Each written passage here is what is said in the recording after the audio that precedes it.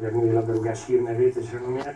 Beszéltetek ti erről? Segítettél neki egy picit? Elmondtad neki, hogy hova fog érkezni?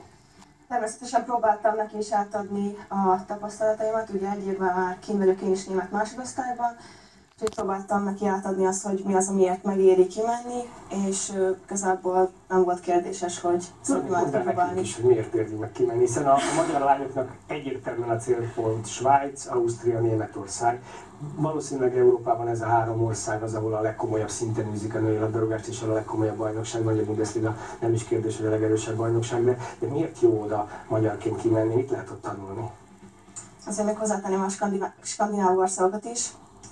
Hát az egész feelingje más szerintem a játéknak, sokkal gyorsabb a tempó, sokkal másabb az élet, jobban támogatják a focit, főleg a nőket, és tényleg abszolút megéri kimenni. Hát az anyagiakat azt nem szeretném firtatni, mert... Vízilabdánál is jobb. De legalábbis hídbedől is ugyanez van Svájcban is? Igen, Svájcban is ezek a szempontok emelhetők ki, ami teljesen különbözik a magyar női labdarúgástól. A mentalitás, amit legfőképpen kiemelnék, a médiában lévő támogatottság, ez a két szempont, ami abszolút kiemelhető. De igazán kiemelkedő német labdarúgó hölgyeket, vagy svájci labdarúgó hölgyeket ugyanúgy megismerik az utcán, és ugyanúgy a televíziók nap mint nap beszámolnak az életükről, tehát mondhatni bulvárhősök és sztárok? Természetesen sokkal nagyobb az ismerettségük, mint lássuk egy itthoni magyar női labdarúgónak. Valamint, hogyha közösségi oldalakat tekintünk meg, ott is láthatjuk, hogy sokkal nagyobb létszámban követik őket. Biztos neked ez egy jó úton haladunk mi is itt Magyarországon, hogy mi is egyre többet foglalkozunk a női labdarúgással. Persze, azért már mi is elindultunk szerintem ezen a fejlődési folyamaton az elmúlt pár években tényleg egyre nagyobb hangsúlyt fektetnek a női focira, és hát remélem ez a közeljövőben ez még nagyobban. Tudjátok, mi kellene ehhez? Mondjuk kijutni az Európa-bajnokságra.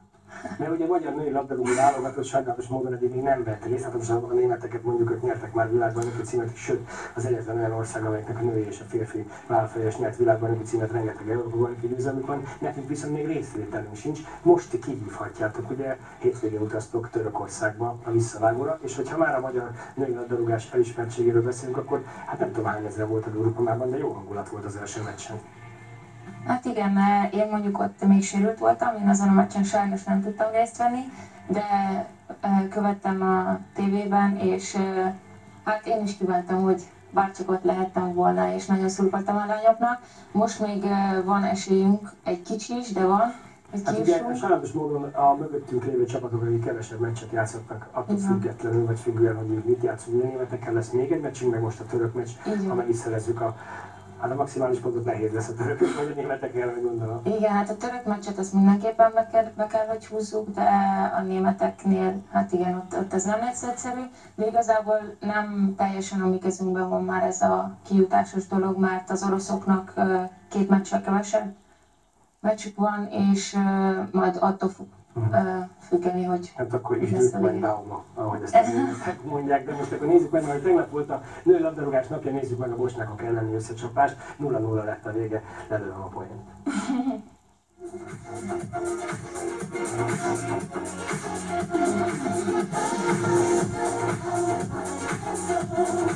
A mai napnak a fő üzenete az, hogy ez egy közösség, amelyben egyszerre vannak jelen az itt látható egészen fiatalok is, és ennek a közösségnek a szerves részei, aktív tagjai azok is, akik valaha 1985-ös indulása óta a magyar női labdarúgó válogatottnak a tagjai voltak.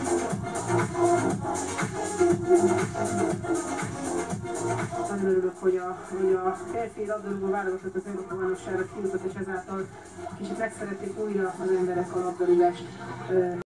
Nincs nem csak azért, mert neked még a válogatott után vissza kell menni majd Svájcba, hiszen még tart a bajnokság, hanem azért is, mert most jön ez az ominózus törökországi mérkőzés, pénteken utaztuk, ugye? Addig teljes szabadság, addig lehet nyaralni, vagy visszamentek most az edzőtáborba? Hát nem teljesen, mi kaptunk most egy ilyen 2 napos edzőprogramot, úgyhogy nem pihenünk igazából, de persze mindenki ebbe a 2 napba úgy tölti el az idejét, ahogy szeretné. Az volt megadva, hogy ezt az edzőprogramot igazából megcsináljuk, és pénteken reggel megmegyünk Pécsbe.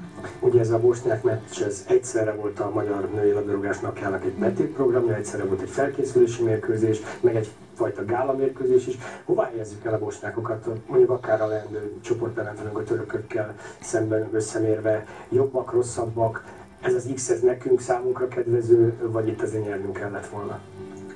Az első török meccset figyelembe véve én mindenképpen jobb csapatnak sorolnám be a bosnyákokat.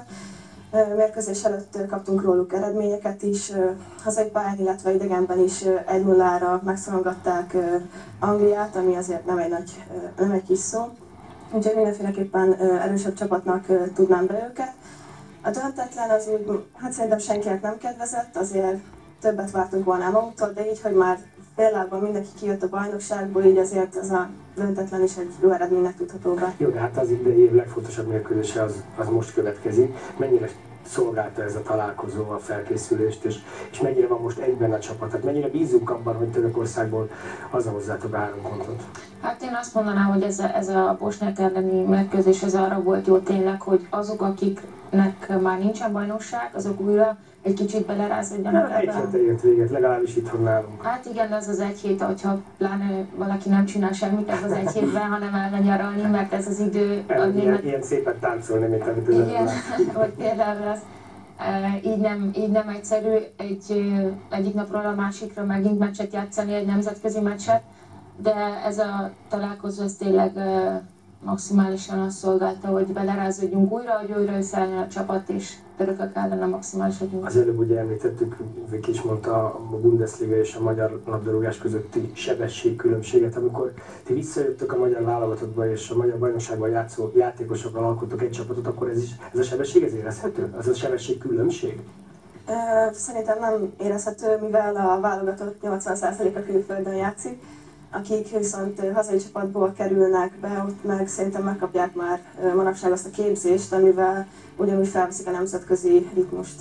És ha már válogatottról és idegen légiósokról beszélünk, akkor Jakab Zsuzsi is itt járt Magyarországon, ugye Wolfsburg sztárja, többször nyert BL-t, és talán az egyik legismertebb, a legnevesebb magyar idegen légiósunk, vele készítettünk egy rövid beszélgetést. Eljutottam arra a pontra, hogy most már mindegy. Tudtuk, hogy csak a márnak éljünk itt a végén, de amikor elkezdődött a film, akkor azt mondtátok szinte egyöntetően, hogy hát Zsani, ez egy más kategória. Tényleg ennyire más kategória, és most nem csak a megítéléséről beszélek, hanem az ő játéktudása, labdarúgó intelligencia ennyire kiemelkedik, nem csak a magyar, hanem nemzetközi mezőnyből is, hogy puskásként emlegetik a női labdarúgásban? Igen, hát úgy, mint ahogy mi mondtuk, tényleg ő tényleg egy más kategória. Én tudtam végigkövetni a pályafutását az MTK-tól kezdve egészen a Bundesligáig, és tényleg le a kalappal előtt, amit ő eddig véghez vitt, és még van még jó pár éve a női fociban, és még amit véghez fog vinni, mert én biztos vagyok benne, hogy ez még nem a vég neki, tehát az hihetetlen, és bármikor hazajön a válogatotthoz, és a formáját hozza mindig, és minket motivál, és ez nekünk nagyon sok segítség, sokat lehet tőle tanulni. Ugye a Bundesliga élmezőnéhez tartoznak, ezért a ti csapatokkal ritkán találkoztak vele, de a válogatott edzéseken azért igen lehet tőle tanulni. Ezeken az edzéseken is el lehet tőle bármit is lesni? Mindenképpen nekem példamutató a hozzáállás, hogy mindig tényleg többet akar magától, a csapattól is, és ezáltal szerintem motivál azért minket. Na jó, de hát a válogatott akkor mennyire épül elsősorban rá, hiszen ő a legkiemelkedőbb játékosunk, és nagy részt általában, amikor egy ilyen nagy sztár van egy csapatban, akkor minden labdával őt keressük, hiszen ő majd megoldja. Nem így van? Hát azért nem teljesen. Nyilván ő az, akitől elvárjuk, mi is, mint játékosok, vagy éppen az Edina, hogy a befejezést az oda menjen, ahova kell, úgy kell berúgni, ahogy be kell rúgni, de nyilván ez egy csapatjáték, és ő se tudna a gólt berúgni, hogyha a passz az nem oda menne, ahova Nem, akkor az a kérdés itt a végére megállja a helyét, hogy milyen formában van Zsani. Ugye elvesztették a BL döntőt, nem nyerték meg idén a Bundesligát, mert első alkalommal, legalábbis hosszú történelemben nem először, aztán másodszor, de mégiscsak a Bayern München a férfiaknál rekordmeister lett a bajnok. Hogy érzi magát Zsani, mennyire viselték meg ezek az események?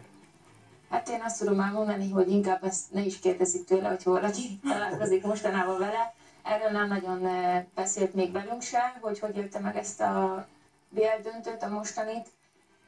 Itt a lehetőség, hogy kiszínezze az év végét, a szezon végét egy Európa-bajnoki kijutással. Így van. Hát ehhez kívánunk nektek nagyon-nagyon sok sikert. A kedves nézőknek köszönjük, hogy velünk voltak az egész szezonban, és természetesen jelentkezünk majd, amíg kezdődik a szezon újra a női labdarúgó magazinokkal. Köszönjük megtisztelő figyelmet!